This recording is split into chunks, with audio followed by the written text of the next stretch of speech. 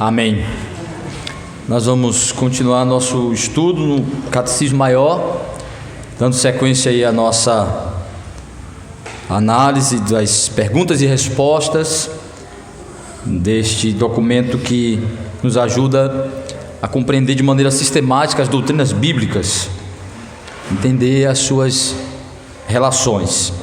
Nós estamos na pergunta de número 76, nós falamos sobre ela na semana passada, fazendo uma comparação entre a visão reformada e católica quanto à doutrina do perdão, vendo que a ideia católica do sacramento da penitência não tem sustentação, não tem base bíblica, é uma prática totalmente antibíblica, anticristã, e nega a suficiência de Cristo como mediador e o meio estabelecido por Ele mesmo, em que a graça perdoadora chega até nós, sem a necessidade de mediações humanas, sem a necessidade dos ofícios humanos intermediando isso, pois a obra de Cristo é suficiente, e neste aspecto ela se manifesta a nós pela oração, pelo simples fato de dirigirmos nossos pensamentos e nossas palavras a Deus através da oração, confiando em Cristo, confessando a Ele os nossos pecados em nome de Jesus Cristo, para recebermos o perdão de Deus.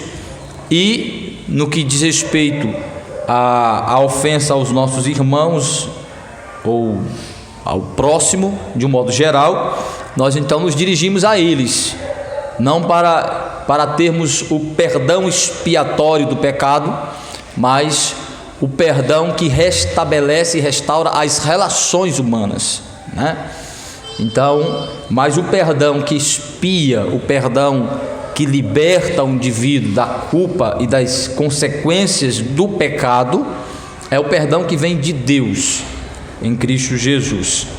E o arrependimento deve ser, em primeiro momento, dirigido a Deus, direcionado a Deus. Então é sobre isso que fala a pergunta 76, mostrando que existe o arrependimento que está ligado ao momento da vocação eficaz, da regeneração, ou seja, existe um aspecto imediato do arrependimento que está ligado à conversão, aquele momento em que o Evangelho é aplicado em nosso coração, o Espírito nos chama pelo Evangelho e nos dá a fé.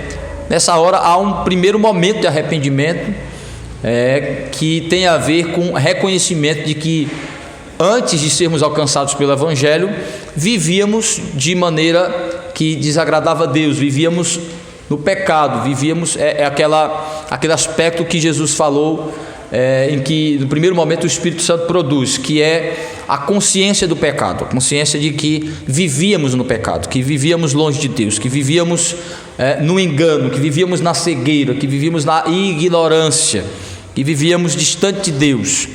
Então este é o primeiro aspecto do arrependimento, é quando no momento da conversão, no momento da regeneração, no momento da fé, somos então despertados para ter consciência de que somos pecadores, vivíamos como pecadores, e como pecadores rebeldes merecíamos o inferno, merecíamos a condenação. E então nos voltamos para Deus, então confessamos isso, reconhecemos isso. De alguma forma, quando nós fazemos profissão pública de fé, neste momento que a gente faz profissão pública de fé, é também uma forma de confissão de pecado, de arrependimento.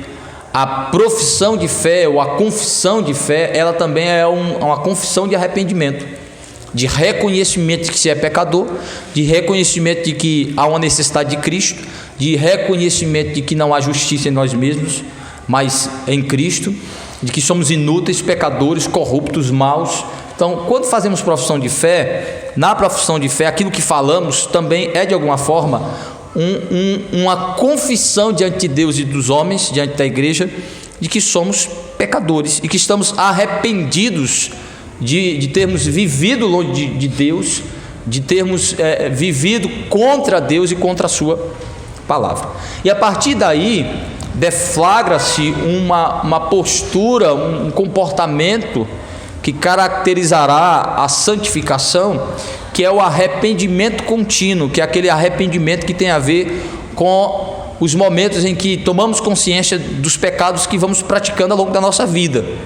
Então, confessamos esses pecados, buscamos o perdão diante de Deus e somos, pela graça de Deus, capacitados a corrigir a nossa postura e nos direcionar para Deus, abandonar o erro e nos direcionar a Deus em obediência. Então, o arrependimento tem a ver com o momento da conversão, com o momento da regeneração, mas também com o processo de santificação. Então, o arrependimento é um elemento essencial para a santificação. Através do arrependimento contínuo, ou seja, toda vez que tomamos consciência dos pecados que cometemos, confessamos a Deus estes pecados e nos comprometemos a uma mudança de vida, este processo faz parte, essa postura faz parte da santificação. Por isso que uma das evidências de que o indivíduo é de fato regenerado é o arrependimento, é a humilhação.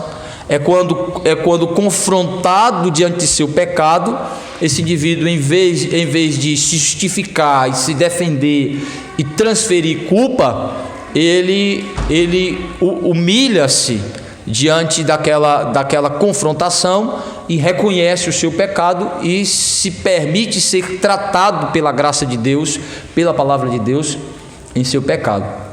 Daí a Bíblia dizer que Davi é um homem segundo o coração de Deus e Saul não, né? E Saul não. Então qual é a grande diferença? A Bíblia mostra que Davi, sendo homem segundo o coração de Deus, o que é ser segundo o coração de Deus? É inclinado a Deus, segundo Deus, é convertido a Deus, é sujeito a Deus. É essa a ideia de ter coração segundo Deus. Coração segundo Deus é isso, é ter um coração convertido, regenerado, inclinado para Deus, sensível à voz de Deus, sensível à palavra de Deus, coisa que Saul não tinha. Então, como é que a Bíblia compara? A Bíblia vai dizer que quando Saul foi confrontado em seu erro, o que foi que ele fez? Ele ficou se justificando e transferindo culpa, e e apresentou uma interpretação própria do que seria a obediência, uma versão própria de justiça, uma versão própria de obediência, e não a de Deus. Que quando Samuel confrontou, ele disse assim: não, mas eu fiz conforme Deus havia dito, mas eu fiz a vontade de Deus, mas eu obedeci ao Senhor. E aí Samuel disse: mas que balido de animal é esse que eu vejo? Deus diz para você matar todos os bichos, Deus diz para você matar todas as pessoas, Deus diz para você não deixar vida nenhuma naquela cidade que ele estava levando juízo. Aí você poupou animais, poupou pessoas. Quer dizer, então, que ideia de obediência é essa? Então ele vai dizer que ele interpretou o que seria a obediência perfeita. Ele fez sua própria leitura do que... Ele seguiu seu próprio coração e não a palavra de Deus. Seguiu suas próprias ideias e não o que Deus havia dito. Então, quando ele confrontado, o que foi que ele fez? Transferiu a culpa, disse que a culpa era do povo, se justificou e deu uma própria versão de verdade, de obediência, desprezando totalmente a palavra do Senhor. Daí Samuel dizer que ele é rejeitado, ele foi rejeitado como um rei, porque como um homem, ele já havia sido rejeitado diante de Deus pela sua dureza de coração. Era um ímpio, um homem que não tinha obediência. É tanto que você percebe nas falas de Saul a falta de pessoalidade na relação que ele trata com Deus, né? É muito característico você conversar com a pessoa e perceber como ela se refere às questões de fé e da palavra de Deus. Veja Saul, por exemplo. Saul, quando ele vai falar de Deus e da sua palavra, como é que ele fala com Samuel? Teu Deus,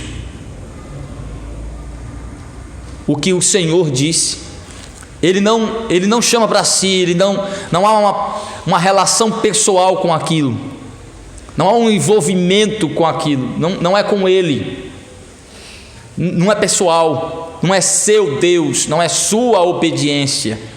É engraçado que é o mesmo ponto de vista que o senhor está colocando aí é usado para falar de mentirosos. Eles nunca se referem como o que eles fizeram de errado, de mentira. Nunca na primeira pessoa. Sempre colocando para longe de si. É um dos sinais, né, nas expressões corporais, é um dos sinais de indicadores de possível mentira, né? O indivíduo está mentindo, ele não tratar a questão na primeira pessoa, não tratar a questão colocando ele dentro da situação. É sempre alguém, ou disse, ou disseram, ou segundo até alguém. Poderia, ou segundo alguém, até poderia ser, eu até poderia fazer assim, eu fiz, né? Até poderia ser. Quer dizer, não há uma pessoalidade, não há um envolvimento pessoal pleno com a questão. Você percebe isso na fala de Saul, quando ele é confrontado com a palavra de Deus. Ele não se coloca, ele não coloca na primeira pessoa, ele não se envolve. Ele diz assim: teu Deus disse, fala com teu Deus, pede a ele, eu fiz conforme teu Deus mandou. Quer dizer, o total envolvimento dele é com seu próprio projeto, é com suas próprias ideias. Ele queria seguir as regras pelos benefícios que ela traria, mas até onde fosse conveniente. Até onde fosse conveniente. Ele não se envolvia com a palavra de Deus como norma de vida para ele, num exercício de fé e de temor, mas de estratégia e resultado. Como algumas pessoas usam as Escrituras como um manual estratégico, como conseguir influenciar pessoas, como conseguir obter bênçãos e benefícios, né? Não se relaciona com a palavra de Deus por fé. Aí a Bíblia diz que Davi tem o coração de Deus, segundo Deus, Saul não. E isso é evidenciado na maneira como eles tratam a confrontação pessoal no pecado com a palavra de Deus. Saul se justifica, transfere a culpa, dissimula e só esboça um aparente arrependimento, aí é que é a questão, quando ele é avisado que perderá privilégios. Quando ele é confrontado com a palavra em que ele havia ofendido a Deus e desobedecido a Deus, se justificou, transferiu culpa e dissimulou. Quando foi Samuel, então disse: por conta disso Deus tirou o reino de ti e dará outro que é melhor que tu. Quando ele ouviu que o erro dele trouxe consequências de perdas grandiosas, como perder o trono, ele então disse: eita, pequei contra Deus. E é um indivíduo que age segundo a conveniência. Aí ele disse: vamos agora sacrificar o Senhor, vamos sacrificar o teu Deus, vamos lá tentar apaziguar a ira de Deus, vamos tentar resolver isso aí, que eu pequei contra o Senhor. Aí ele fala que pecou contra Deus, ele fala que ofendeu a Deus. Preste atenção, quando você for confrontar alguém, ou quando a palavra de Deus lhe confrontar no erro, um outro sinal de que de fato é um arrependimento verdadeiro e bíblico é se o indivíduo sente-se atingido pela palavra de confrontação, porque ele é conscientizado a quem ele ofendeu e o que ele transgrediu. Ou seja, se ele se sente comovido, se ele se sente incomodado por ter ofendido a Deus e ter desobedecido a sua palavra, ou se esse indivíduo só se incomoda quando lhe apresentado as consequências humanas, temporais de seus erros. Isso é o que geralmente caracteriza o arrependimento do ímpio. O ímpio geralmente se arrepende de algo baseado nos danos dos seus atos, nas perdas, nos prejuízos que seus atos provocam para ele, traz para ele. Então ele não está, o ímpio não se arrepende porque ele ofendeu a Deus, porque ele desviou do seu caminho de santificação, porque ele desobedeceu a palavra de Deus, porque ele quebrou um padrão moral absoluto de regras. Não. Que consequência aquilo vai trazer para ele ou para alguém que ele ama e gosta. É o que caracterizou Saul. Quando ele viu o prejuízo que ia tomar, aí se arrependeu. Diferente de Davi, que enquanto se falou do dano que causou ao próximo, Davi não se comoveu muito.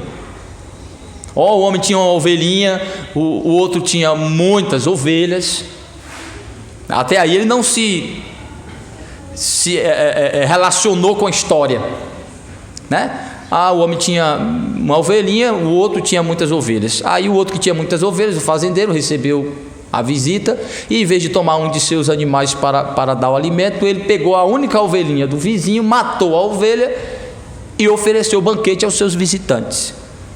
Aí Samuel perguntou: o que você acha que um homem desse merece? Davi disse: é um miserável, isso merece morrer. Falta de piedade, compaixão.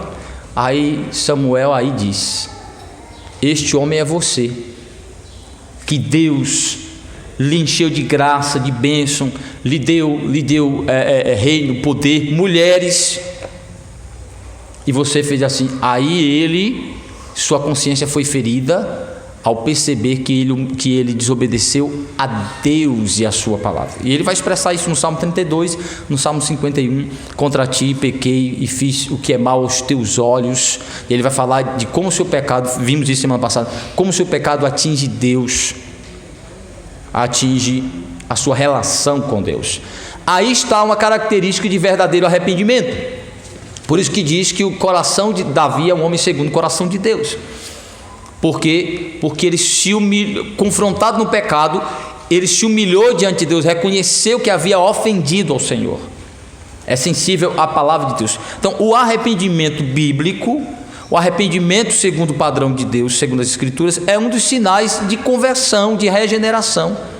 Um indivíduo que o tempo todo é confrontado com a palavra de Deus a respeito de seus erros e não demonstra nenhum tipo de incomodação por estar desagradando, por estar vivendo fora dos padrões de Deus, por seu pecado estar criando uma barreira de relacionamento com Deus, como diz o Senhor.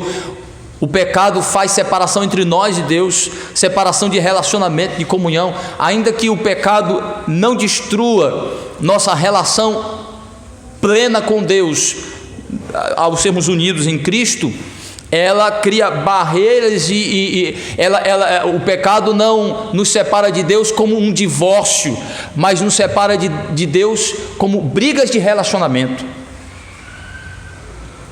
Interrompe a comunhão plena, cria obstáculos de comunhão, de intimidade, de relacionamento, de prazer, como no casamento. Por isso que o casamento é uma metáfora, uma perfeita metáfora dada pelo próprio Deus para a relação entre Deus e o homem através de Cristo. Então, o pecado na vida de um crente não o divorcia de Deus, não separa de Deus desfazendo o casamento, mas cria obstáculos de relacionamento, cria ruídos no relacionamento, cria incomodações no relacionamento, cria desconforto no relacionamento, cria litígios. Então, por isso, a necessidade do arrependimento para desfrutar de plena comunhão, resolver o problema que nos afasta de Deus, que prejudica a nossa relação, nossa comunhão, nossa intimidade com Deus. Então, é uma das formas de nós testarmos e evidenciarmos nossa própria conversão, nossa própria regeneração e a de com quem a gente convive. Indivíduos confrontados em seu pecado biblicamente e não esboçam qualquer dor ou incômodo de estar ofendendo a Deus, isto é um mau sinal. É um mau sinal. Todos os crentes são como Davi. Todos os crentes.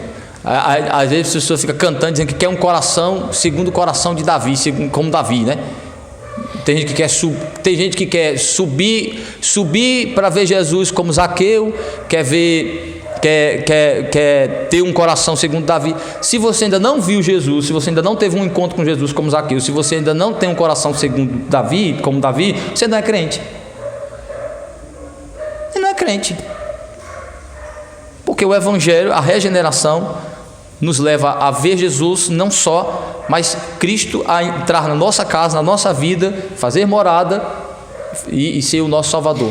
Então nós já tivemos um encontro com Cristo, como Zaqueu, se você foi alcançado pelo Evangelho. Seu coração já é como o coração de Davi, que é segundo Deus, inclinado para Deus, sensível à voz de Deus, sensível à palavra de Deus, se você é regenerado. Então, já somos e temos isso se somos regenerados. Agora, basta vivermos segundo isso, segundo esta sensibilidade. E o arrependimento contínuo é uma das evidências disso.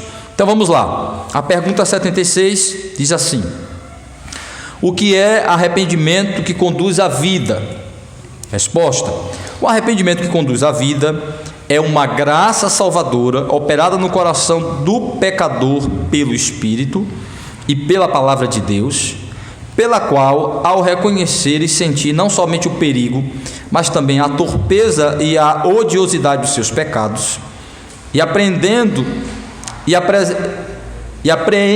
a misericórdia de Deus em Cristo para com os arrependidos, o pecador tanto se entristece pelos seus pecados e os abomina, que os abandona e se volta para Deus, com a intenção de andar constantemente com Deus em todos os caminhos da nova obediência, esforçando-se para isso.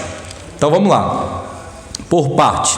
Então, a primeira coisa, o arrependimento bíblico na vida do crente como parte do processo de santificação, ela é a graça, a manifestação da graça salvadora. Como nós já vimos os elementos da salvação, todos os elementos são meios de graça, são meios de recebermos de Cristo. Então, o arrependimento é um meio de recebermos mais da graça salvadora de Cristo. Para que esta graça salvadora? Para sermos santificados, purificados, limpos, para experimentarmos a remoção contínua da corrupção do pecado, da poluição do pecado no nosso coração. Então, isso é a santificação. Então, o arrependimento está ligado a isso. Então, ela é uma graça, ou seja, o arrependimento bíblico, o arrependimento correto, ele vem do mover do Espírito pela palavra, que é o que se coloca aqui. É uma graça de Deus, é uma ação graciosa, é uma bênção de Deus. O arrependimento vem de Deus para nós. Então isso significa que o arrependimento santificador não é igual ao arrependimento natural dos ímpios. Porque o arrependimento natural dos ímpios não tem nada a ver com salvação, não tem nada a ver com evangelho, não tem nada a ver com fé. Tem a ver com circunstâncias, tem a ver com sua leitura dos prejuízos que seus atos produzem. Mas o arrependimento para a vida, o arrependimento para a santificação, é uma ação graciosa, ou seja, é bênção de Deus, é algo de Deus, é algo que Deus está produzindo no coração do eleito. Então vejam aí, Evangelho de Lucas, capítulo 24, versículo 47, Romanos 2, 4 e 2 Timóteo 2, 25 e 26. O primeiro texto é de Lucas 24, versículo 47. Então ele diz assim: o arrependimento que conduz à vida é uma graça salvadora. Então é graça, é ação de Deus, é bênção de Deus, é Deus produzindo essa disposição no coração do pecador através do Espírito Santo da palavra, para que ele receba mais de Cristo, mais desta graça salvadora. Então o próprio arrependimento, assim como a fé é graça, assim como a fé é um dom, o arrependimento também é graça, também é graça de Deus, Por isso que o verdadeiro crente não fica sem essa disposição de arrependimento. Não, como nós já falamos, eu conseguirei me arrepender de todos os pecados cometidos distintamente? Não. O arrependimento em si mesmo é o que determina a minha salvação? Não. Mas é evidência que eu já tenho os primeiros elementos e estou recebendo graça salvadora. Então significa que o arrependimento deve ser sempre genérico, ou seja, eu devo sempre me arrepender de uma maneira muito generalizada? Não, eu devo fazer do arrependimento um hábito contínuo. Todas as vezes que o Espírito Santo me der consciência de um pecado, me permitir tomar consciência dos meus pecados, eu devo me arrepender imediatamente deles. Agora, eu estarei sempre consciente de todos os meus pecados? Não. Primeiro porque alguns são feitos inconsciente e involuntariamente. Daí Davi dizer: perdoa os que me são ocultos. Essa ideia de me ser oculto tem a ver exatamente com a incapacidade humana de ter consciência e não recebermos isso do próprio Deus através do Espírito Santo, a consciência de todos os atos. Mas uma vez despertados a consciência de que estamos pecando, de que estamos vivendo um viver desobediente, imediatamente a esta conscientização precisamos nos arrepender, nos humilhar e buscar o tratamento do Senhor em relação ao nosso pecado. Então, é evidência de que somos regenerados, estamos sendo santificados e estamos sendo movidos a buscar a santificação e a graça salvadora. Então, não se arrepender de um pecado específico me condenará? Não necessariamente, mas tomar consciência de um pecado e não querer se arrepender pode ser evidência, não que eu vou perder essa coisa, que eu nunca tive ela. Aí é diferente. Tomar consciência de um pecado, ser confrontado com a palavra de Deus, despertado para um pecado e não me arrepender, isso pode ser sinal de não regeneração ou de endurecimento temporário, como Davi. De endurecimento temporário significa que o crente não permanecerá o tempo todo endurecido para uma confrontação de pecado. Uma hora aquela dureza se desfará no momento estabelecido pela providência de Deus. Então, um crente não permanece o tempo todo endurecido em uma confrontação de pecado. Então, mas o crente vai tomar consciência de todos os pecados imediatamente? Não. Daí tem uma coisa interessante, Zaqueu, um arrependimento associado à regeneração.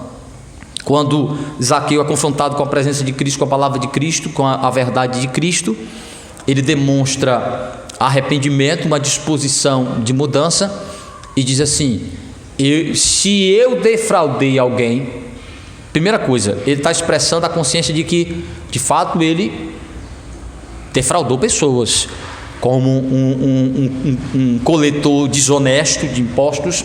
Ele tinha plena consciência de que era até parte da própria profissão dele, do próprio trabalho dele, agir com desonestidade.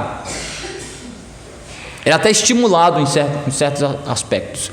Então, ele tinha consciência. Agora, do que é que ele não tem consciência?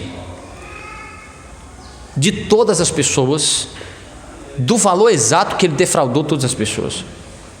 Ainda ele diz assim: se eu defraudei alguém, restituirei.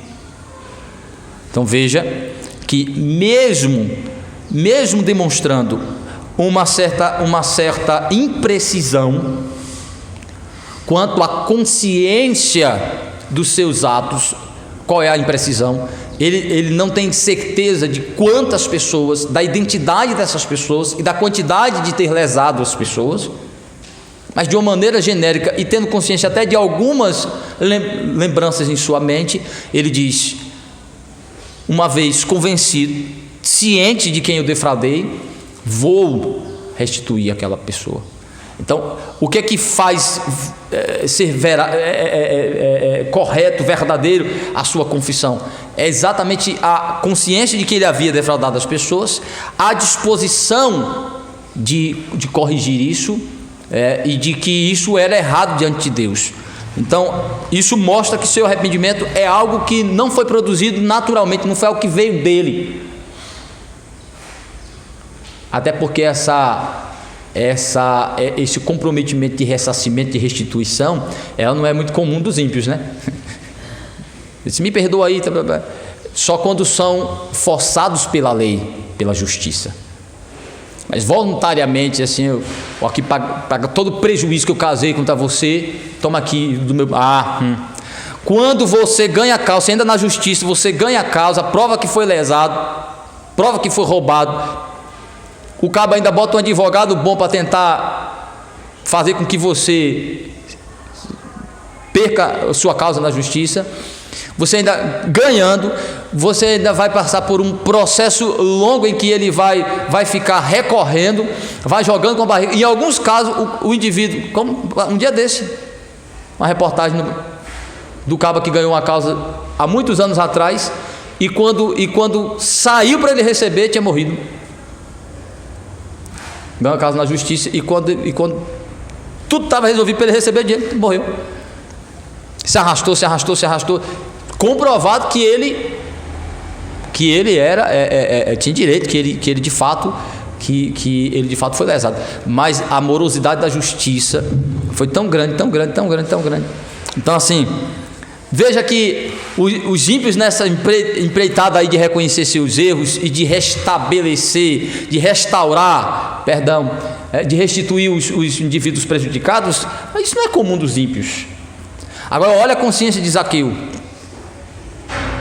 Primeira coisa, Zaqueu vai fazer isso do bolso dele mesmo. Ele não vai usar a instituição que ele trabalha, até em alguns momentos roubou em nome da instituição, em nome de César, em nome do governo romano. Mas diz assim: eu vou devolver às pessoas, eu vou fazer isso do seu próprio recurso. Isso é um sinal de verdadeiro arrependimento. Existem questões genéricas, generalizadas aí, porque não tem como tomar consciência plena, mas existem aspectos específicos e pontuais desse arrependimento. Então, eu vou conseguir me arrepender de todos os pecados cometidos? Não se arrepender de algum faz de mim um indivíduo condenado ao inferno? Não, porque não é o arrependimento em si que me salva, ele é um meio de receber graça salvadora para a santificação. Mas o arrependimento é sinal de salvação e sinal de santificação e meio disso, certo? Então, como eu já falei aqui, tomar cuidado para não fazer aquelas confissões genéricas demais, né? Como alguns oram e dizem assim: Senhor, perdoa por todos os meus pecados cometidos e pelos que eu ainda vou cometer. Quer dizer, pede perdão geral, no pacote, e ainda pré-datado, ainda já disse assim, e ainda pelos que eu vou cometer.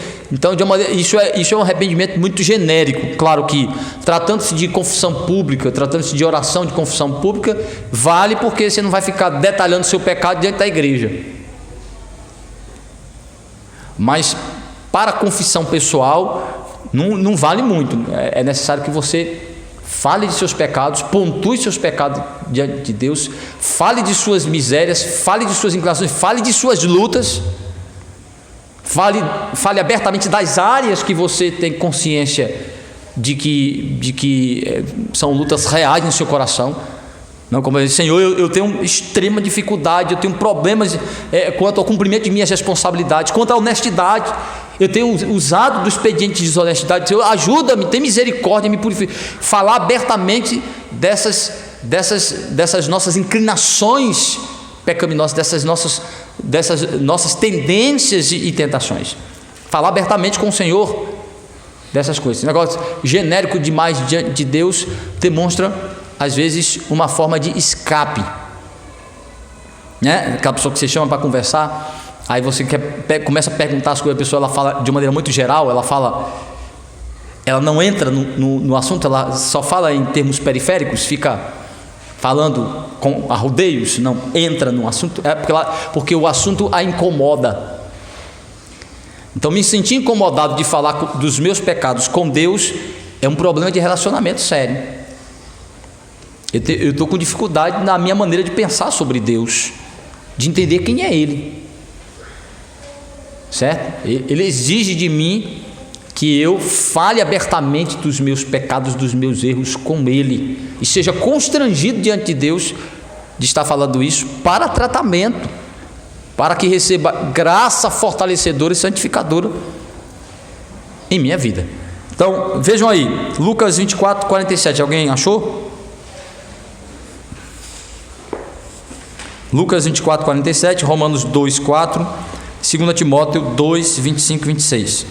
Quem achou, ler? Lucas 24, 47. E que em seu nome se pregasse arrependimento para a remissão de pecados a todas as nações, começando de Jerusalém.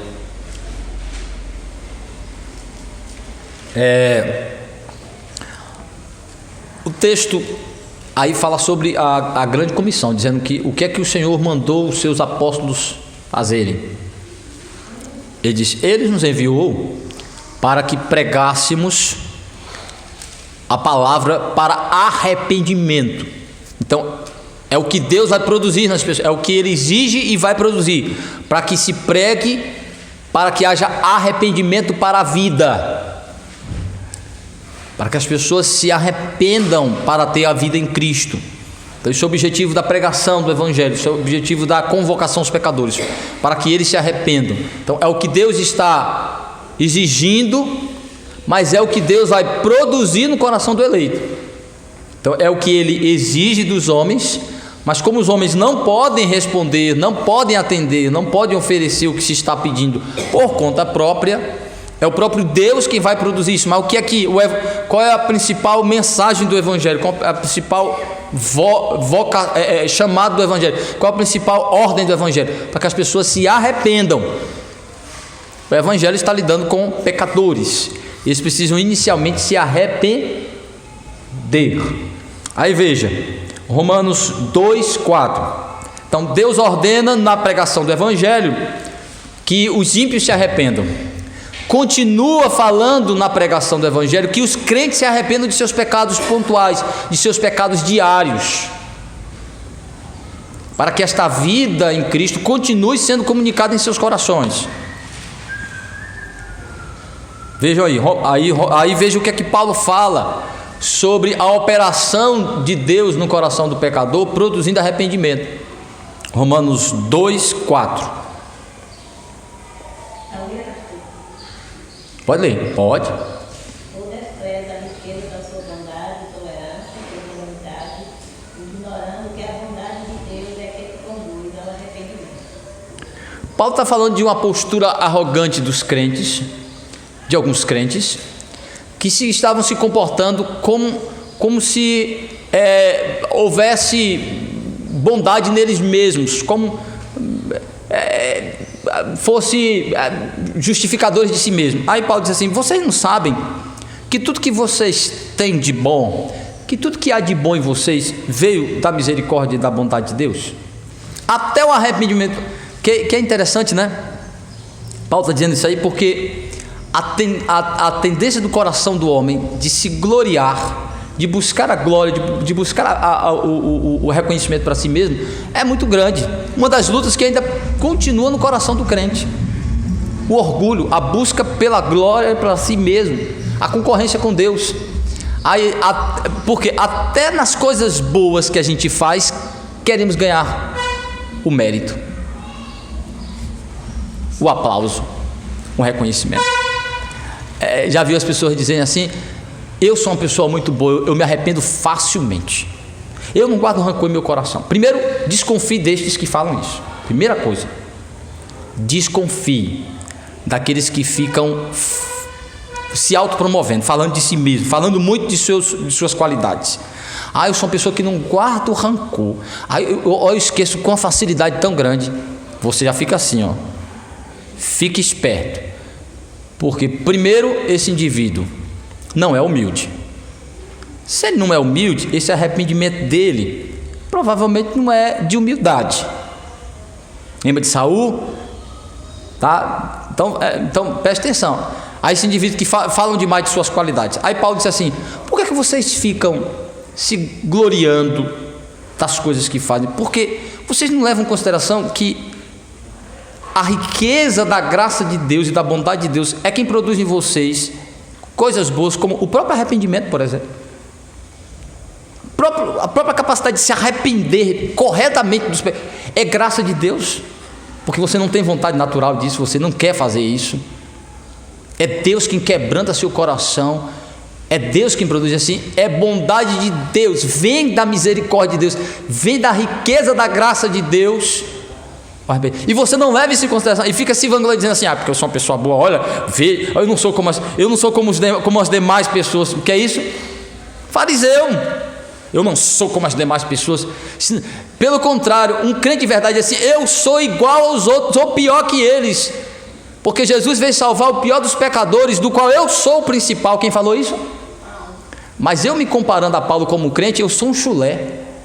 Como crente, como pecador, eu sou igual ou pior que ele. Mas Paulo tinha plena consciência de seu pecado, de quem ele era, de sua condição natural, e dizia assim: Jesus veio salvar pessoas ruins como eu. Agora veja quando Paulo fala de suas virtudes, de seus valores e de sua missão.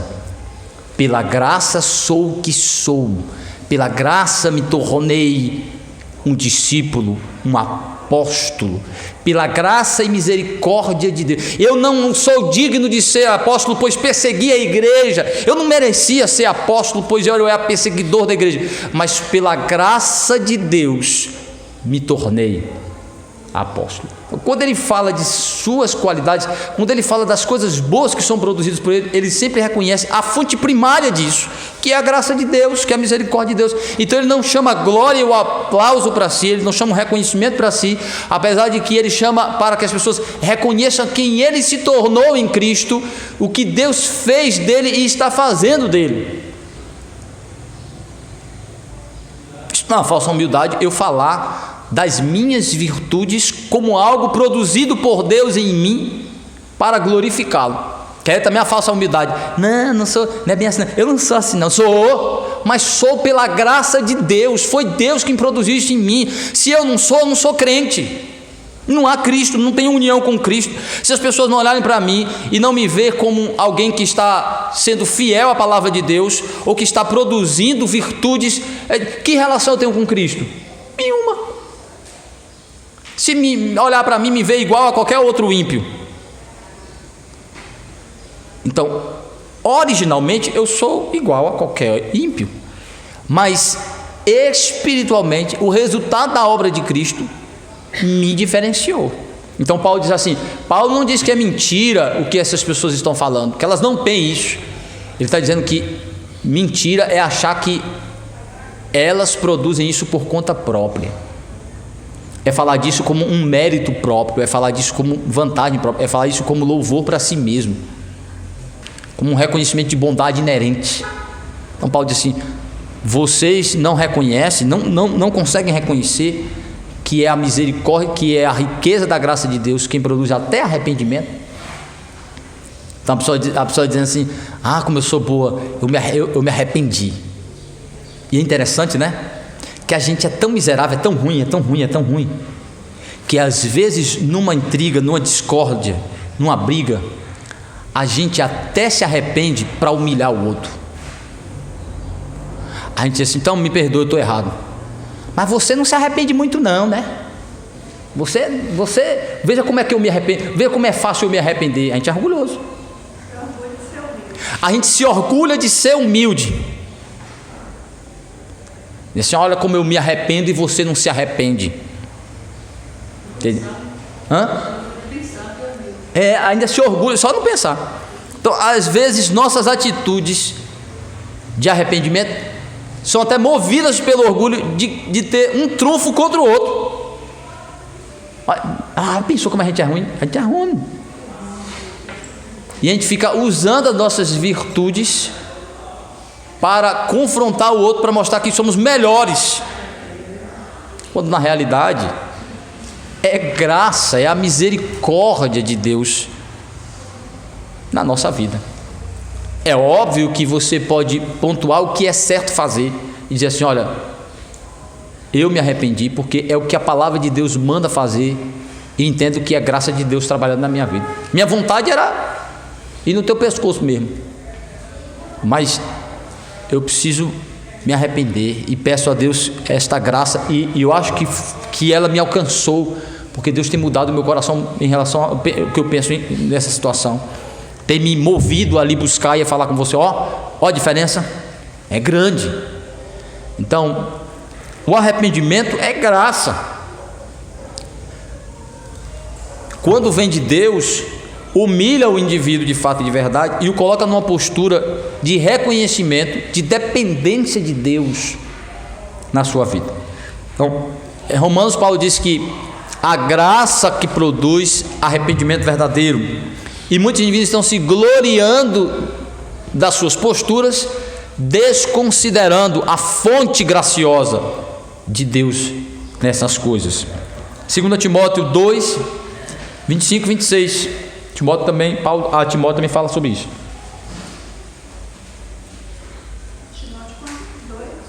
Dois. Segunda carta a Timóteo. 2 Timóteo 2, 25 e 26. Pode.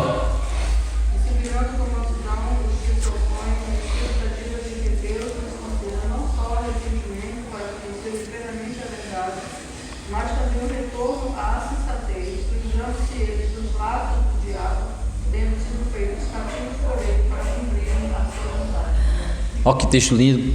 Paulo está dizendo para Timóteo para ele com mansidão confrontar os irmãos, os crentes que estavam tendo uma certa resistência à doutrina, à palavra de Deus. Ele continua confrontando com mansidão, com amor, estas pessoas, pedindo que Deus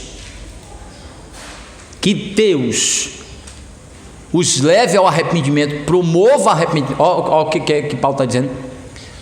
Que Timóteo confie, faça a confrontação bíblica, exorte os indivíduos, confronte eles com a palavra de Deus, mas esperando que Deus possa produzir arrependimento, consciência do pecado, arrependimento, sensatez.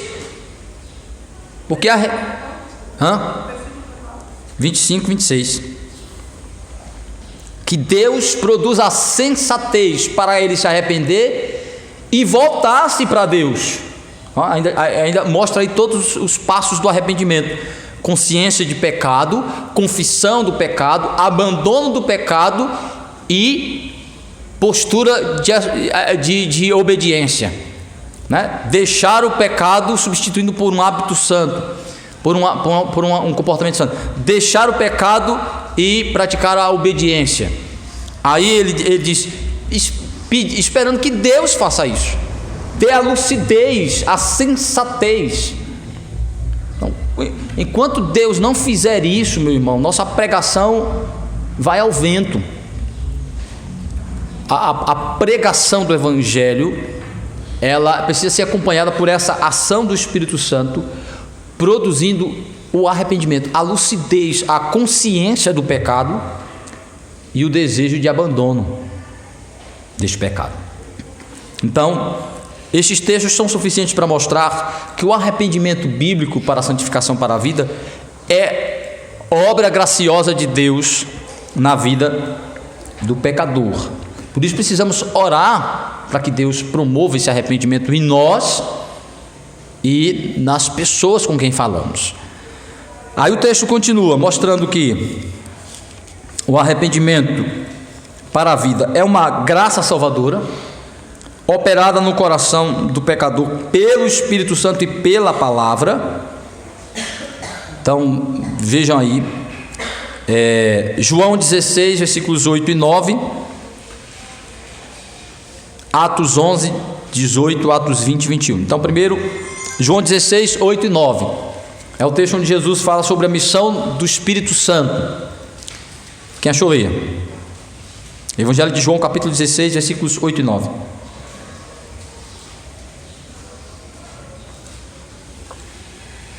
Quando ele vier, vencerá o mundo do pecado, da justiça e do juízo. O pecado, porque não teve, Então, Jesus diz que a missão do Consolador, a missão do Espírito Santo, acompanhando a palavra pregada, acompanhando o Evangelho, seria convencer. É bem interessante que o sentido desta palavra é exatamente lutar contra o indivíduo e vencê-lo. Porque o que é o convencimento, se não vencer o indivíduo no argumento, fazendo com que ele mude a sua maneira de pensar? Isso é que é convencer. Ou seja, ele pensa de um jeito e você sugere que ele pense de outro jeito e argumenta para convencer. O que é convencer? É fazer com que ele aceite um argumento contrário ao dele. Então, o que é que o Espírito Santo faz? Convence os pecadores de coisas que eles não aceitam. Primeiro, a consciência de que é pecador. Segundo, o que é que o pecado faz? O que é que o pecado é? Que é a transgressão à lei de Deus. O que é que o pecado faz? Separa o homem de Deus, torna o homem um ser inútil, mau, perverso, cruel e condenado. Então ele diz, o mundo não crê em mim, os ímpios não creem em mim. Então eles são pecadores inconscientes. Ou seja, eles não têm consciência do seu pecado, ainda que tenham consciência de que fazem coisas erradas, tenham consciência de que promovem coisas que não são boas, mas eles não têm consciência do pecado em seu conceito real, bíblico, teológico.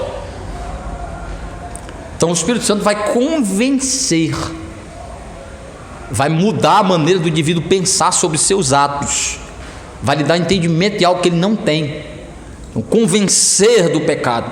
Então significa que nenhum pecador é consciente de seu pecado e da necessidade de tratamento real de seu pecado, como deve ser. Então é o Espírito Santo que vai produzir isso. Então quando você estiver lidando com as pessoas e consigo mesmo, entenda que há uma necessidade de que o Espírito Santo convença você dos seus pecados e o próximo e o outro. Às vezes a gente quer a fina força, a gente quer pela força do argumento. Meu argumento só terá efeito no coração de um indivíduo para produzir verdadeiro arrependimento se o Espírito Santo atuar no coração dele. Por isso que precisamos orar pelos nossos filhos, orar por nós mesmos, orar pela nossa família, orar pelos ímpios, para que o Espírito Santo faça aquilo que só ele pode fazer: convencer, mudar a mentalidade, abrir a consciência, dar lucidez, porque o indivíduo está entorpecido pelo pecado. O pecado embriaga e entorpece. E para quem ele entorpece, para quem ele embriaga, para quem o pecado cega? Primeiro para ele mesmo. O primeiro objeto que o pecado quer defender é ele mesmo. O pecado quer que a gente não enxergue ele mesmo, que ele é o mal para nós e não o bem. Então, aí o que é que o pecado faz? Com os prazeres que ele produz, com as sensações que ele produz, ele embriaga. Este é o ponto. Por isso que o Evangelho é o homem sendo chamado, o Espírito Santo vai pelo Evangelho chamar o homem à lucidez, para ele tomar ciência de coisas que ele não tem ciência, de que sua vida não está boa, está muito ruim, de que ele não é bom, ele é muito mal, de que ele não está no caminho seguro, ele está num caminho muito ruim e perigoso, de que seu fim não é esperançoso, é trágico, que o fim daquele caminho, por isso que Salomão diz assim: há caminhos que para o homem parece ser bom, mas o seu fim é caminho de morte. Então o pecado, o caminho de pecado na consciência dos ímpios é um bom caminho, tem suas vantagens, por isso que ele não quer sair. Se ele tivesse consciência de que é ruim, ele iria querer sair, mas ele não tem consciência de que é ruim, de que é algo prejudicial e destruidor para a sua vida.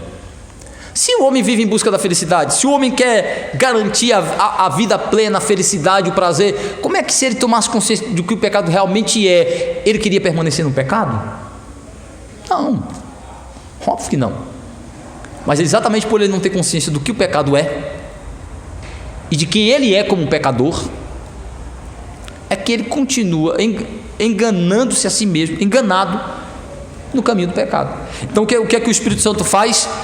Dá lucidez, dá consciência da realidade que o homem não tem. Primeiro, de que ele é um pecador, e como pecador, o que isso implica na relação com Deus, no destino de sua vida. Então, essa é uma função, só o Espírito Santo pode fazer isso no coração do indivíduo, convencer. Por isso que Paulo disse para Timóteo: Timóteo, repreende, fala, exorta, confronta, mas espera e confia que Deus possa convencê-lo. Que a gente não pode fazer isso. Por isso que a gente fica com raiva, a gente fica agitado, a gente fica com ódio, a gente cansa, porque a gente quer tomar o lugar de Deus, o lugar do Espírito Santo, convencer as pessoas. Então, por exemplo, eu devo me esforçar para ser um pregador exímio, com fidelidade à palavra de Deus, mas eu não posso me desesperar, me angustiar em ver que as pessoas não se convertem, em ver que não há mudança. Eu fico triste, é óbvio, mas eu não posso me desesperar, eu não posso me angustiar, porque esse poder não está em minhas mãos. Eu devo me angustiar se eu não estiver pregando com fidelidade a palavra de Deus, se eu não estiver dando um bom testemunho como crente, se eu não estiver pregando com fidelidade, falando as verdades, confrontando, demonstrando amor ao indivíduo, confrontando ele no seu erro, mostrando os seus erros. Aí sim, mas uma vez fazendo isso, em paz, porque convencer e produzir mudança é algo que só o Espírito Santo faz. Por meio de quê? Da palavra. Daí entra o papel importante do homem. É o Espírito que convence. Mas pelo que o Espírito convence? Pela palavra. O Espírito não vai produzir uma visão para um indivíduo achar, veja como você está errado. O meio ordinário, especial, exclusivo do Espírito Santo de convencer pecadores é a palavra. Quando Jesus Cristo está falando da função do Espírito lá em João 16, é no contexto de que o Espírito vai trazer a palavra da verdade, complementando a palavra de Cristo e dos profetas, trazendo a revelação plena de Deus para nós, que é o que o Espírito Santo vai usar para convencer as pessoas do pecado, convencê-las do juízo, convencê-las da justiça em Cristo. É a palavra. Então isso pode ser feito pela simples leitura das Escrituras, pela memorização e reflexão das Escrituras e pela pregação, pelo ouvir a pregação das Escrituras. Então isso é o meio. O Espírito não usa outro meio a não ser a palavra. Veja, Atos 11, 18. Alguém leia, por favor.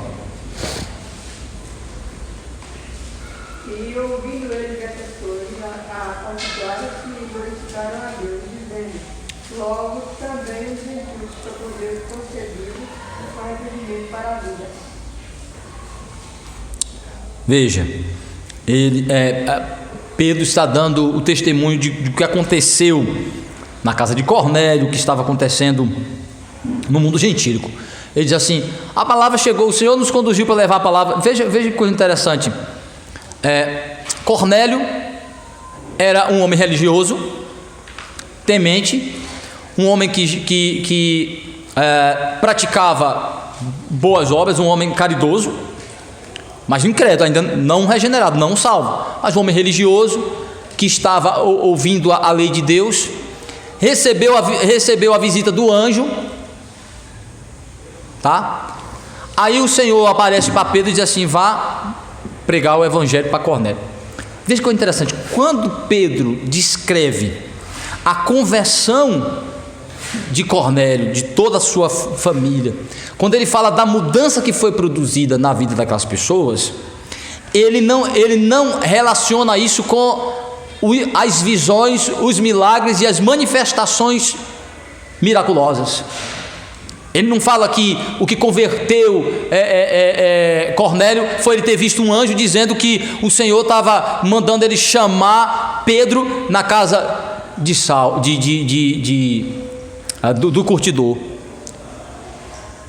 Não foi o fato deles terem recebido a manifestação do Espírito Santo produzindo o dom de línguas, o que aconteceu na casa de Cornélio. Ele disse, o que converteu, o que foi que levou à conversão, ele diz assim, foi o evangelho. Ouviram a palavra que o Senhor disse: leve este evangelho, esta palavra, para arrependimento para a vida. Então o que é que produziu arrependimento? O que é que produziu mudança de vida no coração de Cornélio? O Espírito convencendo ele com o evangelho. Se milagres, se visões fossem suficientes para converter pecadores, primeiro, o evangelho seria desnecessário. Segundo, os exemplos bíblicos que nós temos dariam a prova cabal para nós que pessoas foram convertidas vendo milagres ou recebendo milagres, e que o que nós devemos fazer é simplesmente pedir que o poder de Deus se manifestasse para convencer elas. Mas não, os apóstolos que estão no contexto da manifestação do milagre, do poder, que já explicamos aqui na exposição de Atos, que tem a ver com confirmar a palavra, os milagres produzidos por Jesus Cristo, tinha benefício pessoal para aquelas pessoas, sem dúvida, mas o propósito primário dos milagres produzidos por Cristo, dos sinais produzidos por Cristo pelos apóstolos, era para confirmar a palavra, o poder da palavra, e que ela era o meio ordinário exclusivo de Deus para converter pecadores, para salvar pecadores. É o que o Espírito Santo usa. O Espírito Santo não usa o milagre para converter as pessoas, ele pode usar o milagre para quebrantar e humilhar as pessoas, mas o que converte o coração é o convencimento que o Espírito faz sobre Jesus, ouvido ou lido no Evangelho. O milagre não explica sobre Cristo, o milagre não explica sobre pecado, o milagre não explica sobre necessidade de salvação.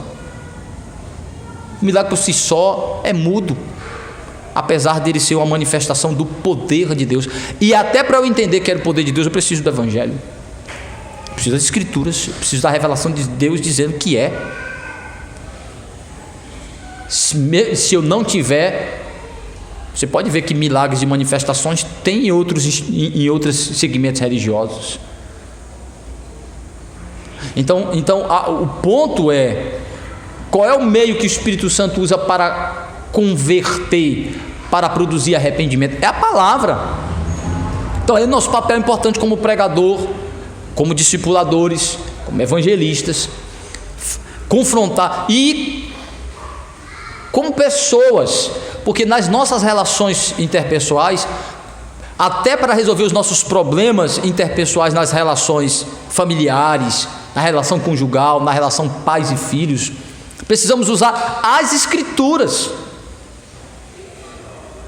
Se queremos um comportamento santo, correto dos nossos filhos, precisamos mostrar os erros deles à luz das Escrituras, mostrando o que é que Deus pensa sobre aquilo.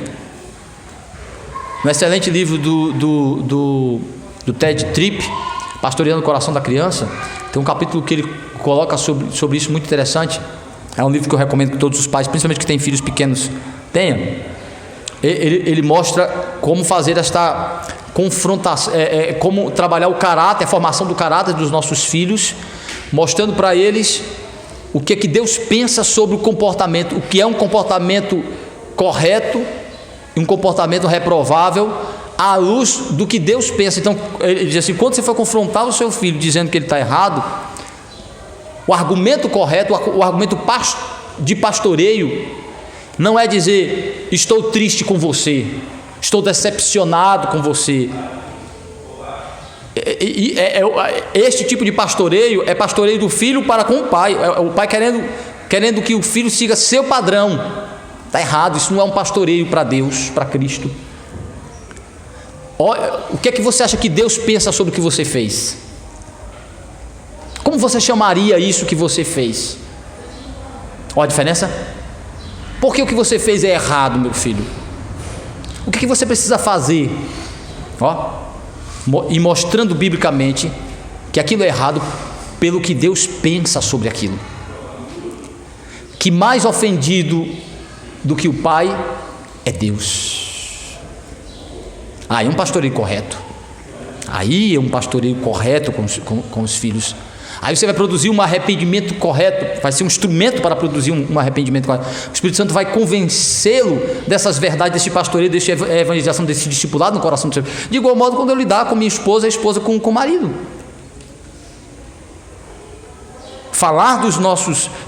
confrontar o outro no seu erro, não por agitação de estar decepcionado, mas antes de qualquer coisa, se somos crentes, devemos falar do que nossas ações, como elas atingem Deus.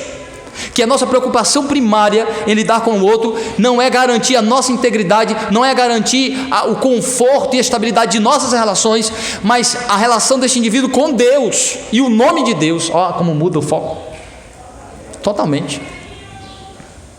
Então, o Espírito Santo convence com a palavra. Para quê? Para que através do Evangelho nós nos rendamos a Cristo. O problema é que conduzimos as pessoas para nosso capricho, para nossos interesses. Queremos que elas não incomodem a nós, que elas não entristeçam a nós, que elas não prejudiquem a nós. Isso não é tratamento correto dos erros, isso não é discipulado correto, isso não é evangelização, isso não é testemunho de fé correto. Precisamos mostrar como as coisas atingem Deus, o que Deus pensa sobre aquilo. Mas nós somos muito pobres de Bíblia. Aí tem um outro livro muito bom sobre educação de filhos, que é Caminho para o Filho Andar, do Lou Priolo. A editora Nutra tem ele, é muito bom esse livro. Ele começa dizendo assim, como a gente é tendencioso a usar a Bíblia de maneira não bíblica. E no pastoreio e na educação dos nossos filhos isso é muito comum. Aí diz assim, o que é usar a Bíblia de maneira não bíblica? É eu não considerar o escopo geral das Escrituras quando eu for tratar algum assunto específico. Às vezes a gente especifica demais, quer textos muito detalhistas e específicos sobre o assunto, só usa os textos que falam abertamente do assunto, quando na realidade a fé cristã ela está ligada a um conjunto de doutrinas e valores interdependentes. O que significa? Que você vai encontrar instrução para a educação do seu filho não só nos textos que falam diretamente sobre isso, mas nos textos que falam da vida num todo. É a Escritura toda, entender como aquilo de alguma forma é aplicado ao todo da vida. E aí a gente fica seccionando textos, a gente fica selecionando textos. Claro que aqueles que falam abertamente, eles ajudam a pontuar algumas coisas, mas eu não posso tratar o assunto desassociado do todo das Escrituras, no geral. Então, é fácil eu tratar a Bíblia de uma maneira não bíblica, não geral, não como uma revelação, como um todo de revelação, não como verdades interrelacionadas, mas como verdades seccionadas, fragmentadas. E isso quebra o espírito geral da fé, do serviço a Deus, da devoção. Ou seja, entender que a criação de filho está dentro do escopo de reino, de glorificar a Deus, do que é a ideia de uma raça caída, mas que está sendo restaurada na obra do Redentor. O que é que a desobediência do filho tem a ver com Gênesis, com Éden? Tudo. Então, o que é que o Espírito Santo usa? A Escritura, só que a gente é muito pobre de Escritura do seu aspecto geral. A gente é muito fragmentado no conhecimento bíblico. Fica decorando textos chaves específicos, enquanto deveríamos sistematizar a nossa mente com as Escrituras, entender seu escopo geral, sua mensagem geral e como todos os aspectos estão interrelacionados. Então, o que é que o Espírito usa? A Escritura, é a palavra do Senhor. Vejam aí,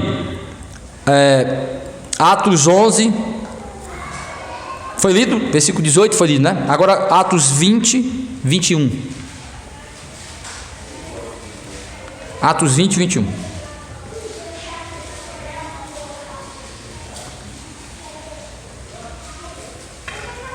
Quem achou ler? Testificando tanto a judeus como a gregos o arrependimento para com Deus e a fé em nosso Senhor Jesus Cristo. Como é? Repita, por favor, meu Esther. Testificando tanto a Deus como a Deus, o arrependimento para com Deus e a fé ao Senhor Jesus Cristo. Isso. Paulo falando da pregação, que é um testemunho, como ele está pregando, testemunhando a respeito do arrependimento e da fé. Como a palavra, o evangelho está levando as pessoas ao arrependimento e à fé. Aí continua. O texto mostra então que, é óbvio, tantos outros textos que falam sobre o uso que o Espírito faz das Escrituras para convencer as pessoas e produzir arrependimento. Então, assim, o testemunho de como ele está produzindo arrependimento e fé pelas Escrituras, pela palavra. Aí qual é o objetivo? Ele vai dizer então que o Espírito na palavra e pela palavra vai produzir em nós a consciência do pecado. Então o que é que ele vai fazer? Diz aí: reconhecer e sentir não somente o perigo, mas também a torpeza e a odiosidade dos pecados. Então o que é o arrependimento? O Espírito Santo com a palavra convence, mostra para a gente o que é o pecado realmente, seu perigo, sua torpeza, sua maldade, sua odiosidade, ou seja, que ele é algo que deveríamos odiar e não gostar, como ele nos enganou, como ele nos engana em achar que devemos ter prazer com ele, que ele produz verdadeiro prazer, quando ele está nos afastando da verdadeira fonte de prazer, que é Deus. Então, o que é que o Espírito Santo faz? Com a palavra, ele abre os nossos olhos para ver a cara feia do pecado, tira a máscara do pecado para nós. O que o pecado de fato é, como ofensa a Deus, algo que é perigoso e deve ser odioso. Devemos detestar o pecado. Veja como é que isso é feito. E lá em Lucas 15, 17, 18, Ezequiel 36, versículo 31, Ezequiel 16, versículos 61 e 63 e Romanos 6, 20 e 21. Vamos lá, por parte. Lucas 15, 17 e 18. Quem achou, ler? Então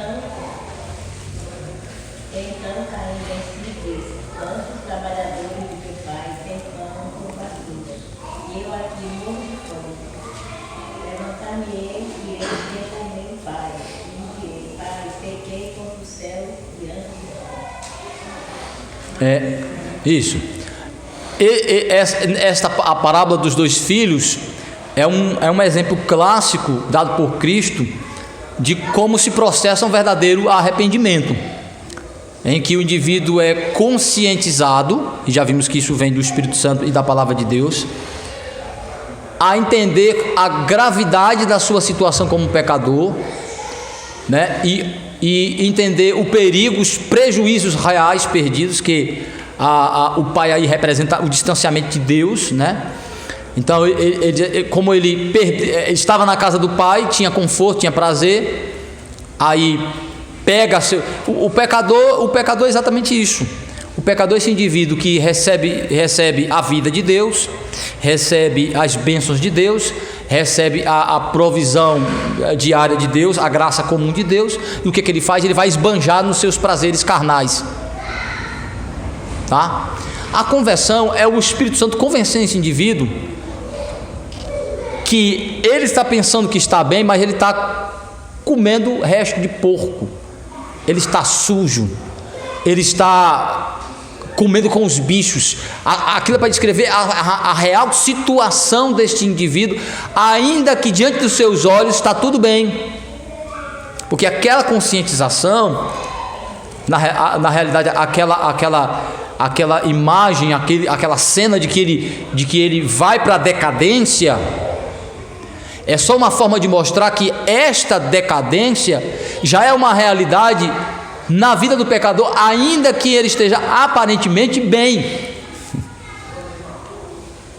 É para mostrar que quando ele toma consciência de sua realidade, porque a história é para ilustrar exatamente isso, que é o filho que tomou consciência de que, como ele desprezou o pai, como ele perdeu os privilégios, desprezou, foi desrespeitoso com seu pai, se enganou com o que estava reivindicando, e aí toma consciência agora de que está naquela miséria, de que a vida dos que estão com seu pai, o mais simples, está bem, né? Então, isso é para mostrar que o que é que a consciência do pecado faz, que o indivíduo entenda para onde ele foi levado com o pecado, para uma situação de verdadeira miséria, decadência, pobreza, de perigo, de afastamento do que é verdadeira fonte de prazer, que é a relação com seu pai, que é a relação com Deus.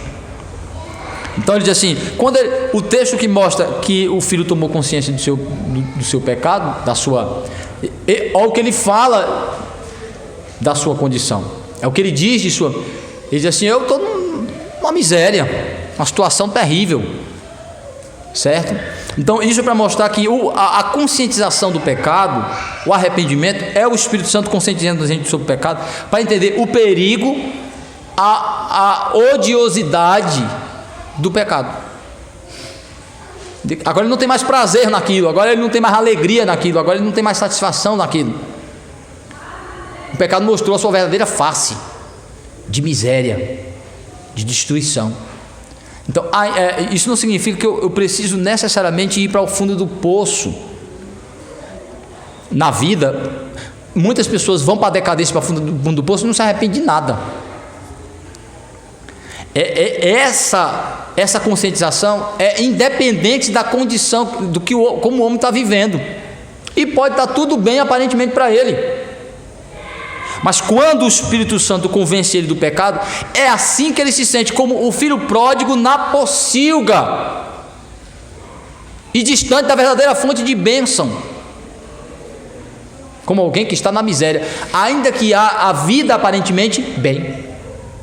É como ele enxerga agora a sua verdadeira condição e realidade espiritual. Não é o indivíduo sendo levado à condição humana, à decadência humana, para ele entender sua condição espiritual. Essa condição espiritual, ela se dá quando o Espírito Santo convence ele. Quando convence, ele enxerga a realidade ao seu redor, a sua real condição, onde é que ele está, distante de Deus e enganado pelo pecado, vivendo um falso prazer, desafiando a Deus, sua família, os valores, vivendo seu próprio coração, seguindo seu próprio coração, seu próprio prazer, sua própria satisfação, achando que está tudo bem. Então, quando o Espírito Santo convence ele do que é aquilo, do que aquilo significa, de fato, ele abre: que besteira eu estou fazendo, que coisa horrível, que situação decadente eu estou. Então, o arrependimento é isso, é entender a miséria da condição de pecador. Não é dar um tapinha nas costas e assim, é assim mesmo, né? Tá, eu sei que eu estou errado. Não, isso não é arrependimento. Arrependimento é quando os olhos são abertos, os olhos espirituais, a mente do indivíduo é aberta para ele entender a gravidade real do pecado, que perigo ele está correndo, indo naquela direção de desobediência, de rebeldia, como isso vai lhe levar à destruição, e então ele vai ter ódio, repulsa do que está lhe afastando da verdadeira fonte de bênção, do que está lhe afastando da verdadeira felicidade, da verdadeira vida. Se o pecado não produz isso, eu ainda não fui convencido realmente dele. Se a consciência do pecado não produz isso, eu não fui ainda, de fato, de verdade, convencido. Se eu ainda tenho um certo prazer, uma certa alegria de manter-me no pecado, é porque ainda não fui conscientizado plenamente dele. Veja aí, Ezequiel 36, versículo 31 e Ezequiel 17, 61 e 63. Quem achou ler? Então, duvidareis da nossa família e dos nossos feitos pela sua mão. Tereis nojo de vós mesmos por causa das vossas iniquidades e das vossas abominações. Esse texto é lindo. Veja agora o capítulo 16, versículos 61 e 63 de Ezequiel.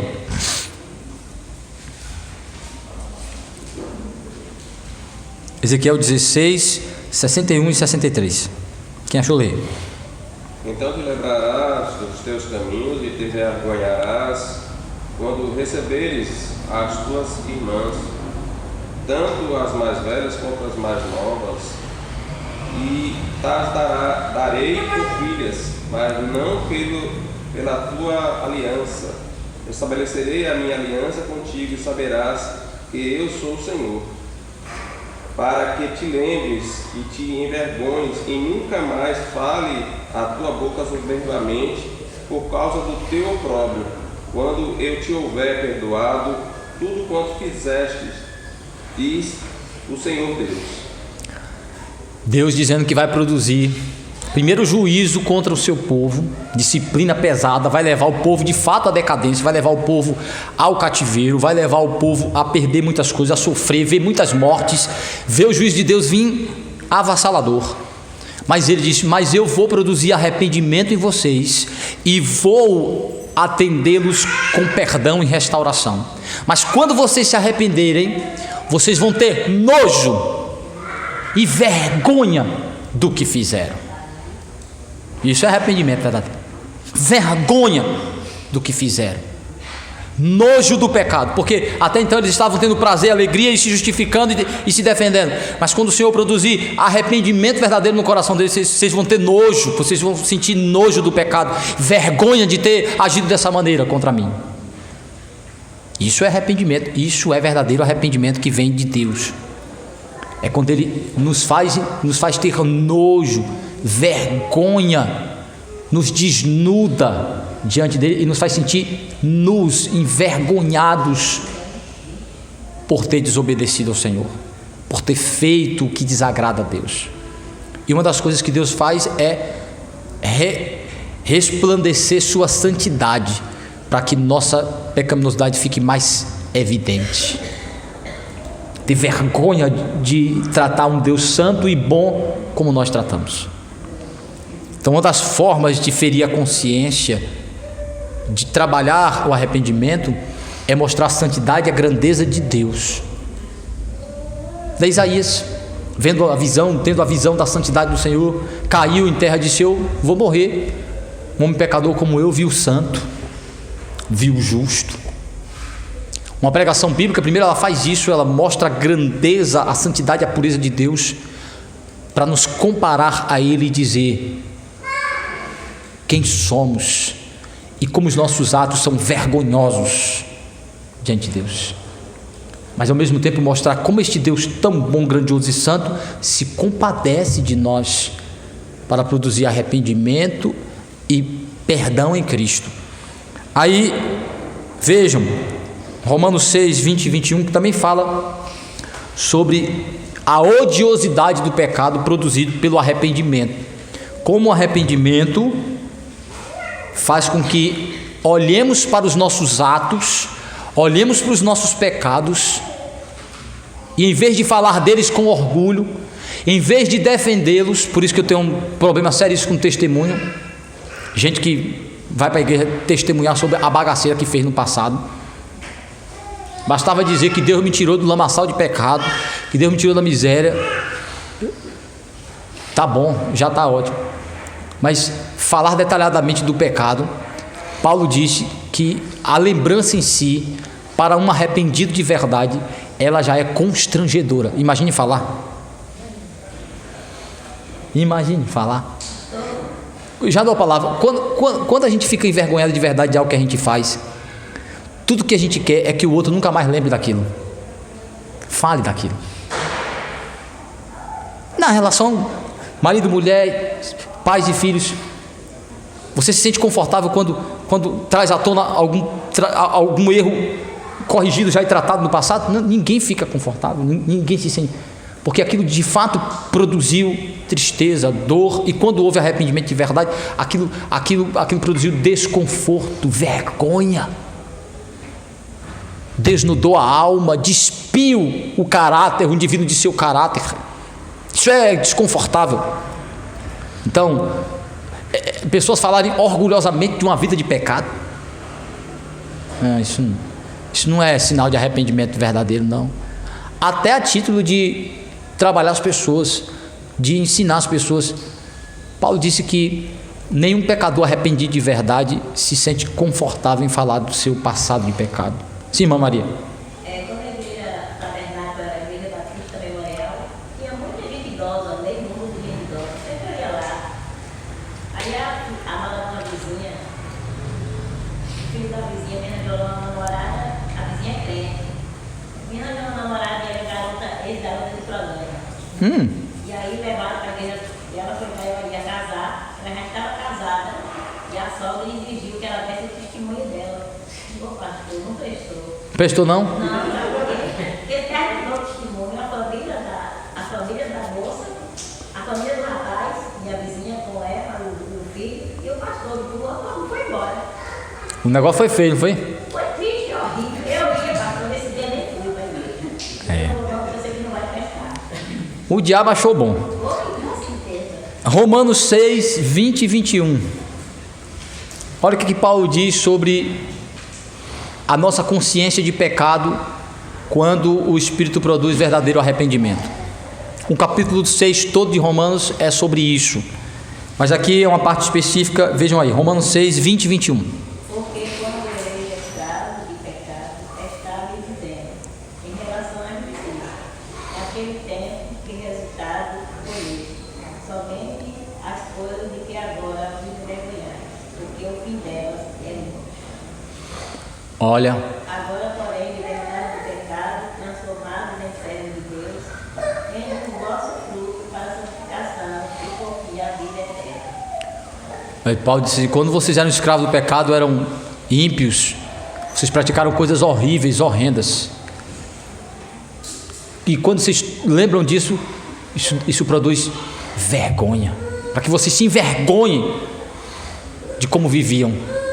Escrevendo aos Efésios, Paulo vai dizer que os crentes não devem viver como os gentios, na obscuridade do seu pensamento, e que eles não deveriam praticar as obras infrutíferas das trevas, mas reprová-las, porque até o falar era vergonhoso, até proferi-las é vergonhoso. Veja o crente falando palavrão, falando coisas na maior naturalidade do mundo, falando de coisas, reproduzindo cenas, imagens e conceitos como na maior tranquilidade do mundo. O pecado deve envergonhar a gente. É o que ele deve produzir naturalmente no coração de um arrependido. Mas ele engana a gente, ele ludibria a gente, ele cria uma falsa sensação de que ele é bom, de que ele não é tão ruim assim. Então o arrependimento abre os nossos olhos para enxergar o que o pecado é de verdade. E ao entender o que o pecado é de verdade, qual é o resultado disso? A gente fica com vergonha. Com vergonha. E odiando e querendo se livrar do pecado. Não é o contrário, não. De ver que você fala e continua do mesmo jeito. Ele ainda não entendeu o pecado, ele ainda não sentiu nojo do pecado, ele ainda não sentiu ódio do pecado, ele não entendeu o perigo do pecado. Não entendeu nada ainda. Não foi convencido disso. Está pagando para ver. Os ímpios estão pagando para ver e vão ver tarde demais. Dizem que, um certo escritor disse que o juízo final é o dia de maior arrependimento da história da humanidade. Todo mundo arrependido, porém é o dia mais tarde de se arrepender. No dia do julgamento final, todos os homens vão se arrepender. Todos. Só que é arrependimento sem misericórdia, sem graça. Meu Deus, é isso mesmo, tu és isso mesmo. Os crentes estavam certos, o evangelho estava certo, a Bíblia estava certa. O que é verdade, céu e inferno existe mesmo. Tudo arrependido. Se eu soubesse, tarde demais. O dia do julgamento final vai ser o dia de coletivo arrependimento da humanidade. Porém, para os ímpios, tarde demais. Não há graça, não há misericórdia. E eu fico imaginando aqueles ímpios que tiveram a oportunidade de nascer numa família cristã, de ouvir o evangelho e de até fazer parte de uma igreja e estar no meio daqueles. Nietzsche. Ai, que Deus está morto, está vivinho. E eu fico imaginando aqueles filhos de crente que viveram na igreja, ouvindo, sendo confrontado com o evangelho, mas vivendo a vida de pecado, na rebeldia, e se encontrar com o Senhor sem Cristo.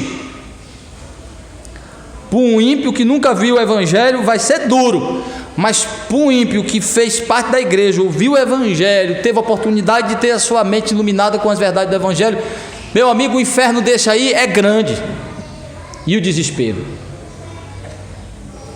Mas é um arrependimento tarde demais, se ele se der no dia do juízo. Por isso que o Senhor diz: hoje, se ouvides a sua voz, não endureçais o vosso coração como em Meribá. Se humilhe diante do Senhor. Então, o dia do arrependimento é hoje. Aí veja, para finalizar, ele diz que o arrependimento produzido pelo Espírito Santo no coração do eleito através da palavra vai produzir consciência do pecado, que vai fazer com que ele entenda o perigo do pecado, tenha ódio pelo pecado, nojo do pecado, desejo de se livrar dele. Então o que ele vai fazer? Ele vai buscar a misericórdia de Deus, aprendendo a misericórdia de Deus em Cristo para com o arrependido, como Cristo para com os arrependidos. O pecador tanto se entristece pelos seus pecados e os abomina, que os abandona e se volta para Deus. Veja aí os textos. 1 Joel 2, 12 e 13, Salmo 130, versículos de 3 a 7, Jeremias 31, 18 e 19, 2 Coríntios 7, 10 e 11, Atos 29 e 28. Então vamos por parte. Joel 2, 12. Então quando o Espírito Santo pela palavra convence o indivíduo de seu pecado, tratando-se do crente de verdade, ele toma consciência do perigo da torpeza do pecado e, confiando na misericórdia de Deus, acreditando nas promessas misericordiosas de Deus em Cristo. Então por isso que é uma coisa interessante, importante, não existe arrependimento verdadeiro fora de Cristo. Então por que o Espírito Santo precisa da palavra? Porque a palavra revela sobre Jesus, como é que Deus expia pecados dos pecadores, como é que Deus perdoa pecadores. Aí a relação entre arrependimento, fé e justificação. Então o arrependimento é um movimento de fé confiante na justiça de Cristo, fundamentado na justificação. Então o indivíduo que entende que foi justificado, que entende o efeito da expiação, o efeito da obra de Cristo, então ele busca a misericórdia de Deus, ele tem consciência da misericórdia de Deus, ele confia na misericórdia de Deus baseado na obra de Cristo. Daí o Espírito convencer do pecado, da justiça, ou seja, o Espírito Santo não só desespera o indivíduo com a consciência do pecado, mas o apazigua, o acalma na justiça, faz ele entender qual é a base da sua justiça, como ele se livra deste pecado. Aí ele é convencido da justiça em Cristo, não é da justiça própria, não é do autoflagelamento, da autopenitência, não é do próprio esforço, não é do sacrifício pessoal, não é da barganha com Deus, não é através de uma promessa, não é através de um sacrifício, não é através das boas obras, é confiança na obra de Cristo. Esse é o ponto. Então o indivíduo se sente em paz com Deus e certo de estar perdoado. Então, daí outra coisa interessante, já vi alguns pastores seguindo uma linha aí de confissão positiva, de teologia totalmente estranha à teologia bíblica, de que os indivíduos culpados, conscientes de sua culpa, ferido com a mente culpada, precisa se auto-perdoar, aprender a se auto-perdoar. Então é assim, entenda que você é fraco, que você é pecador, perdoe-se a si mesmo, perdoe sua fraqueza, reconheça que você é isso, então se perdoe. Irmão, arrependimento bíblico não é você aprender a se perdoar, não. Você não tem poder de auto-perdão, não.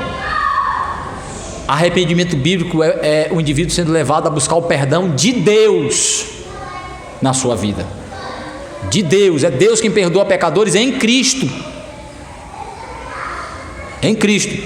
Então, o que é que eu preciso ser treinado? Eu preciso ser ensinado a ter fé e confiar na suficiência da obra de Cristo. Então, e nem me sentir perdoado, é acreditar no perdão de Deus, como Ele ensina na palavra. Eu não tenho que me sentir perdoado, eu tenho que viver como perdoado, porque eu acredito no que a Bíblia diz sobre o perdão. Eu tenho que confiar em Deus, acreditar em Deus e na sua palavra. Então eu tenho que viver como quem crê no perdão, ainda que sinta as dores das consequências do meu pecado, ainda que muitas vezes seja levado a tristeza e até dúvidas, porque o pecado desestrutura toda a vida, inclusive produzindo dúvidas a respeito da conversão. Nós vamos ver isso quando tratarmos sobre a graça, né? O catecismo trabalha sobre isso. Então vejam aí, Joel 2, 12 e 13. Quem achou ler? Ainda assim agora mesmo, diz o Senhor, convertei-vos a mim de todo o vosso coração, e isto com remor, com choro e com dor. Rasgai-vos o coração, e não a vossa mente. Convertei-vos ao Senhor, vosso Deus, porque Ele é um perdoador, compassivo, tardio em graça, grande em benignidade, e se arrepende do mal. Então ele diz assim: olha, se convertam a mim e quebrante o seu coração diante de mim. Ou seja, o indivíduo buscando a misericórdia, buscando o perdão em Deus. Se voltem para mim, e o que eu sondarei de verdade não é a postura física, porque uma das formas dos indivíduos demonstrar arrependimento no Antigo Testamento era através de uma aparente humilhação, em que ele rasgava a roupa, colocava cinza sobre a cabeça. Mas o Senhor diz assim: quem eu acolho de verdade é o indivíduo que tem o coração rasgado diante de Deus, é o que dilacera seu coração diante de Deus, falando de seus pecados, confessando os seus pecados e buscando o perdão, a misericórdia, clamando pela misericórdia de Deus. Esse é um indivíduo que clama a misericórdia de Deus. Então isso mostra que o arrependimento bíblico, ele leva o indivíduo a buscar a misericórdia de Deus na sua vida, né? Confiar de que Deus, porque é interessante, a Bíblia diz assim: Deus não rejeita o coração contrito. O que o Senhor recebe? Recebe o humilhado, o de coração contrito, o que confessa, reconhece o pecado e se coloca diante de Deus. Irmãos, nós vamos ficar aqui. Semana que vem a gente continua e conclui esta parte, entrando no 77. O tempo já foi embora. E é importante que a gente trabalhe esses textos, mostrando a base bíblica do verdadeiro arrependimento, de como o arrependimento é um elemento de graça, é um meio de salvação, porque através do arrependimento vamos recebendo mais da graça salvadora de Deus em Cristo e sendo fortalecidos para a santificação. Que Ele, pois, nos abençoe. Amém.